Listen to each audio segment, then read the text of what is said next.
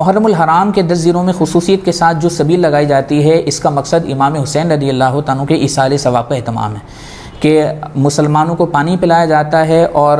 پانی پلانا ایک ثواب کا کام ہے۔ تو یہ اس نیت سے سبیل لگائی جاتی ہے کہ مسلمانوں کو پانی پلائیں گے، اس سے جو ثواب حاصل ہوگا وہ شہدائے کربلا رضوان اللہ تعالی علیہم اجمعین، امام علی مقام، شہدائے کربلا، اسیران کربلا، رفقائے کربلا رضوان اللہ تعالی علیہم اجمعین کو اس کا ثواب پیش کیا جائے گا۔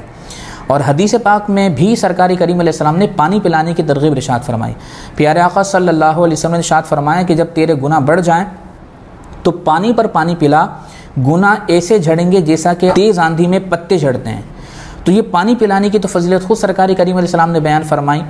تو ماہ محرم الحرام ہو یا اس کے علاوہ ہو، پانی پلانا ایک عظیم کام ہے، ثواب کا کام ہے۔ تو ماہ محرم الحرام میں خصوصیت کے ساتھ اس لیے اہتمام ہوتا ہے کہ مقصود ہوتا ہے ایصال ثواب امام حسین رضی اللہ تعالیٰ عنہ کے لیے۔ تو خلاصہ اگر امام حسین رضی اللہ تعالیٰ عنہ کے ایصال ثواب کے لیے سبیل لگائی جائے، اس میں شرعاً کوئی حرج نہیں، بلکہ یہ ثواب کا کام ہے، لیکن اس میں کچھ چیزوں کا خیال رکھنا ضروری ہے۔ سبیل لگائیں لیکن اس طرح لگائیں کہ کسی مسلمان کو تکلیف نہ ہو، اس طرح لگائیں کہ حقوق عامہ تلف نہ ہو، چوری کی بجلی استعمال نہ کی جائے، اور چوتھا یہ کہ اس میں مرثیے وغیرہ نہ